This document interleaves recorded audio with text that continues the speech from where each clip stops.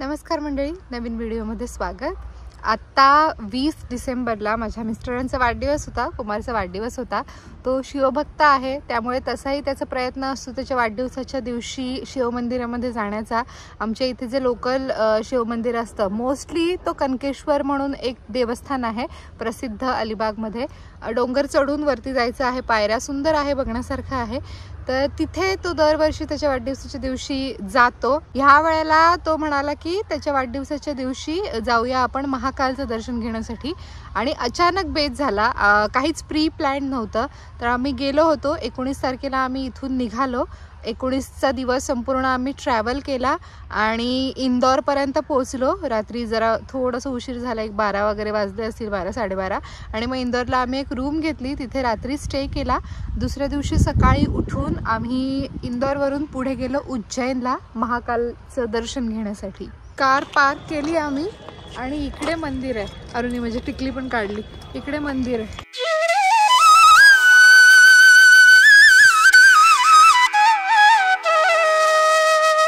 खूप छान दर्शन झालं महाकालेश्वरचं। गर्दी एवढी पण नव्हती, पूर्ण गाभाऱ्यापर्यंत नाही सोडत, 10 पावलांच्या अलीकडं असतो आपण आणि तिथून आपण देवाचं दर्शन घेतो पिंडीचं।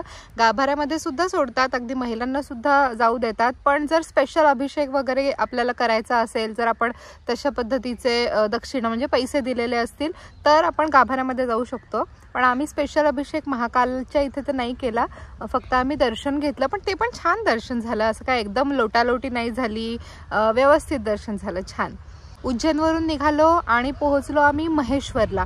म्हणजे महेश्वर सिटीमध्ये एंटर केलं आणि साधारण 8-8:30 वाजले होते। एक बऱ्यापैकी आम्हाला हॉटेल सापडलं, तर तिथे आम्ही रात्रीचा स्टे केला। छान दिसतो रे, हंबा आहे ना तिकडे।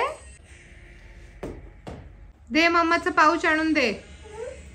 नाही अरे वा रे, कोण आलं कोण आलं कोण आलं इकडे? शेर्पा, आरू शेर्पा, आरू शेर्पा, व्हेरी गुड। सगळं सांडवलं, शाबाश। पाणी पण सांडवलं, तर पुसायला काय नाही म्हणून टॉवेल टाकलं इथं त्यांचा। पाणी दे मागून सांडवलं। महेश्वरला दुसऱ्या दिवशी सकाळी सगळ्यात पहिले आम्ही गेलो महाराणी अहिल्यादेवी होळकर यांचा जो राजवाडा आहे तो पाहण्यासाठी।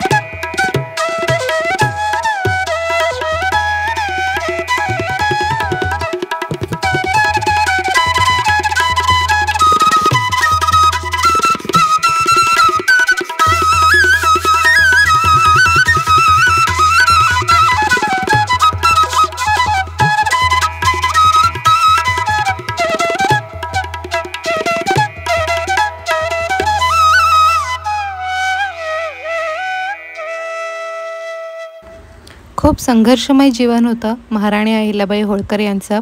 आपले पती, मुलगा आणि सासरे मल्हारराव होळकर यांच्या मृत्यूनंतर ईश्वराला साक्षी ठेवून त्यांनी गादी सांभाळली.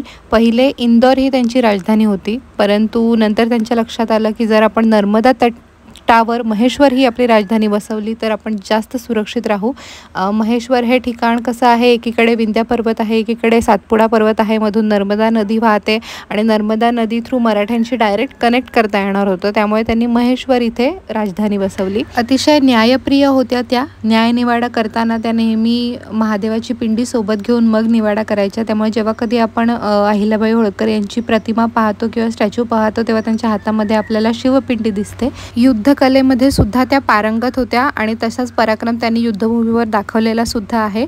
अतिशय उत्तम नेतृत्व केलं त्यांनी तेव्हा मराठा साम्राज्याचं. हिंदू धर्मासाठी सुद्धा महाराणी अहिल्याबाई होळकर यांनी अविरत कार्य केलेलं आहे. इथून खूप सारी शिवलिंग दररोज बाहेर पडायची, जेणेकरून भारतभरामध्ये मंदिरांची स्थापना व्हावी किंवा जी मंदिरं मुघलांनी उद्ध्वस्त केली होती त्यांची पुनर्स्थापना व्हावी. इथे महेश्वरमध्ये सुद्धा राजराजेश्वर मंदिर आहे, काशी विश्वेश्वर मंदिर आहे. तिथे मुघलांनी तोडफोड केली होती. त्यांनी 12 दीप जे अखंड चालत आले होते ती प्रज्वलित करण्याची प्रथा बंद करून टाकली होती. पण महाराणींनी स्वतः गादीवर आल्यानंतर त्या सगळ्या प्रथा पुन्हा सुरू करवल्या. आजही ते 12 ज्योती त्या मंदिरांमध्ये तेवत आहेत अखंड. फक्त महेश्वरमध्येच नाही तर संपूर्ण भारतभरामध्ये खूप साऱ्या ठिकाणी जे आज आपण मोठी मोठी तीर्थ पाहतो तिथे सुद्धा जीर्णोद्धाराचं जे काम आहे ते महाराणी अहिल्यादेवी होळकर यांनी सुरू ठेवलं, चालू केलं आणि तेही स्वखर्चातून. म्हणजे तेव्हा त्यांनी राज्यकारभाराचा जो निधी गोळा व्हायचा त्यातून ही कामं नाही केली. स्वतःची जी निजी संपत्ती होती त्याच्यातून त्यांनी जीर्णोद्धाराची कामं केली. आजसुद्धा नर्मदा नदीपासून 1000पेक्षा जास्त शिवलिंग प्रतिकात्मक रूपी छोटी छोटी शिवलिंग स्थापन केली जातात मातीची. त्यांची पूजा होते अगदी दररोज नित्यनेमाने. तिथे पाहण्यासाठी सुद्धा मिळते आपल्याला ती पूजा. त्यांचा देव्हारा पण पाहण्यासाठी मिळतो. ती खूप सारी शिवलिंग पाहण्यासाठी मिळतात. पण तिथे शूटिंग अलाउड नव्हतं त्यामुळे मी ते केलं नाही. तुम्ही एकदा इथे नक्की जा, गेला नसाल तर, आणि ते आवर्जून पहा. हे जे सुंदर दगडी बांधकाम वगैरे आपण पाहतोय हे महाराणी अहिल्यादेवी होळकर यांच्या मृत्यू पश्चात त्यांच्या सुनबाई काशीबाई यांनी महाराणींचं नाव अजरामर राहावं यासाठी हे बांधून घेतलेलं आहे. नर्मदा नदीच्या तटावर तटरक्षक भिंतीच्या आतमध्ये सुबक नक्षीकाम केलेली जी 2 दगडी मंदिरं आपण पाहतो महादेवांची, ती सुद्धा महाराणींच्या सुनबाई काशीबाई यांनी बांधून घेतली होती. पाहण्यासारखं आहे, नक्की जाऊन व्हिजिट करा. महेश्वरवरून निघालो आणि ट्रॅव्हल करून पोहोचलो नाशिक सिटीमध्ये. काल रात्री मंडळी स्टे केला IBS हॉटेलला. आता आमच्या बॅगा पॅक झाल्यात, ब्रेकफास्ट झाल्यात. आता आम्ही निघतोय. पहिले जाणार आहोत त्र्यंबकेश्वरला.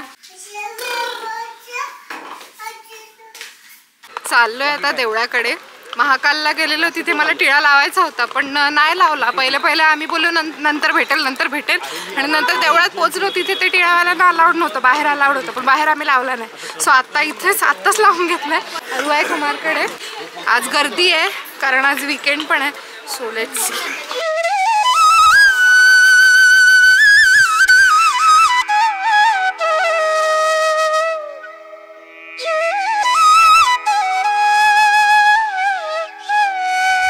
दर्शन झालं, अभिषेक पण झाला, खूप छान वाटलं.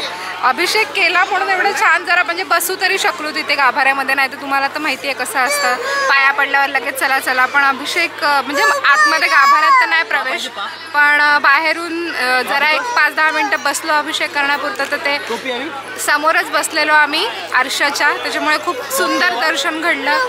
अभिषेक वगैरे छान झाला. हर हर महादेव. महादेवाचं दर्शन छान झालं. त्याच्यानंतर आम्ही गेलो इथे आपल्या त्र्यंबकेश्वरचा जो अखिल भारतीय स्वामी समर्थ गुरुपीठ आहे तिथे. दिंडोरीला जाणार होतो पण म्हटलं इथे जाऊन बघूया. हे मी खूप वेळेला म्हणजे फोटोमध्ये वगैरे पाहिलं होतं, कधी इथे आले नव्हते या मठामध्ये. मला दिंडोरी प्रणित गुरुचरित्र ग्रंथ हवा होता, तो घेतला आणि 1-2 गोष्टी हव्या होत्या त्या घेतल्या. दर्शन छान झालं. प्रसाद म्हणून इथे जेवलो प्रसादालयामध्ये थोडंसं. देते. पोहोचलो मंडळी घरी. आता 11 वाजलेले आहेत. जेवण वगैरे झालंय आमचं. तशू आलेला आहे, तशूचं आज गॅदरिंग होतं. अनफॉर्च्युनेटली आम्हाला ते नाही बघायला मिळालं. आम्ही फक्त व्हिडिओ रेकॉर्ड केलेला बघितला. मस्त नाचला. तर आरू खाली खेळतोय दादू बरोबर, बाकी सगळे खाली आहेत. मी वरती सामान आवरती आहे कपड्यांची एक पूर्ण बॅच आल्याच मशीनला टाकली आणि ती ऑलरेडी वाळत पण लावलेली आहे जस्ट. अजून एक होल बॅच तिकडे रेडी आहे डस्टबिन ह्याच्यामध्ये, त्या बास्केटमध्ये. अजून कुमारचे कपडे निघायचेच आहेत आणि बाकी छोटं मोठं काय काय सामान आहे ते सगळं आता अनपॅक होतं. आणि आत्ताच मी जागच्या जागी ठेवून देते जेवढं करता येईल तेवढं, परत ते उद्यावर नको. इथे नाशिकला त्र्यंबकेश्वरला जेव्हा आली आहे 2-3 वेळेला, त्यावेळेला मी ते हे पाहिलेलं त्र्यंबकेश्वरचं, ते जी इमारत आहे ती, प्लस आपल्या स्वामी चरित्र सारामृतामध्ये आणि नित्यसेवाच्या पुस्तकावर सुद्धा आहे ना ती तशी इमारत.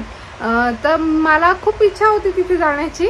आज फायनली मी पाहिलं, तिथे स्वामींचं छान दर्शन घेतलं. सुंदर आहे. आणि बाकी पण देवांच्या मूर्त्या त्यांनी ज्या सजवलेल्या आहेत ना, रेणुका माता असेल, सप्तशृंगी आणि बाकी पण कालभैरव आणि बाकी पण सगळे देव जी त्यांनी छान केलेत, पंचमुखी हनुमान वगैरे, तिथेच मंदिरात स्वामींच्या मूर्तीच्या पाठीमागे सगळं आहेत ना, खूप सुंदर छान.